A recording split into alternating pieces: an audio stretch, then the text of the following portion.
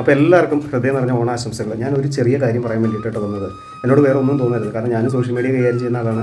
ഞാനിത് കണ്ടിട്ട് നമുക്ക് ഭയങ്കരമായിട്ട് ഇനിയിപ്പോൾ എനിക്കൊരു പെങ്ങളുണ്ടെങ്കിൽ, അല്ലെങ്കിൽ എൻ്റെ ഒരു വിവാഹം, അല്ലെങ്കിൽ വേറൊരാളുടെ വിവാഹത്തിന് ഞാൻ ഭയങ്കരമായിട്ട് സന്തോഷം കൊള്ളുന്ന ഒരാളാണ്. അതുകൊണ്ട് ഞാൻ പറയുന്നത് അതിൽ 1-2 ചെറിയ വാക്കുകൾ മാത്രമേ ഉള്ളൂ. അതായത് ഞാൻ ഈ പറയുന്ന വ്യക്തിയെ ഞാൻ ആദ്യമായിട്ട് കാണുന്ന ഉടൻപണം എന്ന് പറയുന്ന ഒരു പ്ലാറ്റ്ഫോമിലൂടെയാണ്. അതിനുശേഷം ഒരു ബിഗ് ബോസിൽ വിന്നറായി.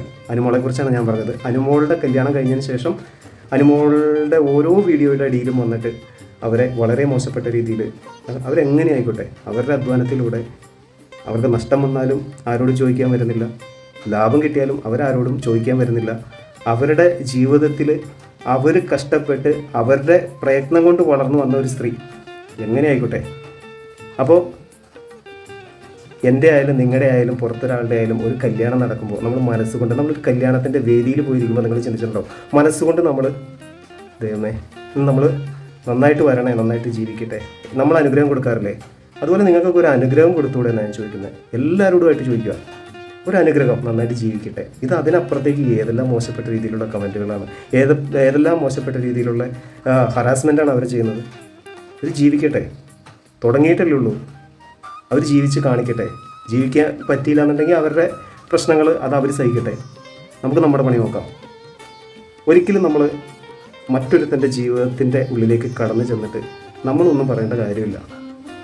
സന്തോഷമായിട്ട് ജീവിക്കുമോ, ജീവിക്കാതിരിക്കുമോ, സ്നേഹിക്കാതിരിക്കുമോ, പിരിഞ്ഞു പോവുമോ, ഡിവോഴ്സ് ആവുമോ, ഇതൊക്കെ അവരുടെ ഇഷ്ടങ്ങളാണ്.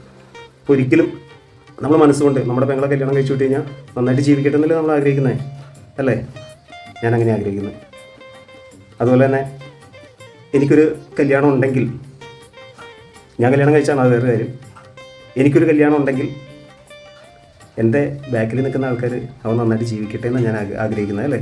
അപ്പോൾ അതുപോലെ നമ്മുടെ ഒരു പെങ്ങളായിട്ട് കണ്ട്, നമ്മുടെ ഒരു അനിയത്തിക്കുട്ടിയായിട്ട് കണ്ട് നന്നായിട്ട് ജീവിക്കട്ടെ എന്ന് പറഞ്ഞിട്ടൊരു അനുഗ്രഹം കൊടുക്ക്. ജീവിക്കാൻ തുടങ്ങിയിട്ടേ ഉള്ളൂ. ഒരിക്കലും ചെയ്യരുത് മക്കളെ, ഒരിക്കലും ചെയ്യരുത്. ഒരാൾ ജീവിതത്തിലേക്ക് കിടക്കുമ്പോൾ അവർ ജീവിക്കാൻ തുടങ്ങിയിട്ടേ ഉള്ളൂ. അതിനു മുന്നേ അവരുടെ പല പോസ്റ്റുകളും എടുത്ത് വളരെ മോശപ്പെട്ട രീതിയിൽ ചെയ്യാൻ പാടില്ല മക്കളെ. അപ്പോൾ എല്ലാവർക്കും ഓണം ആശംസകൾ. ബൈ.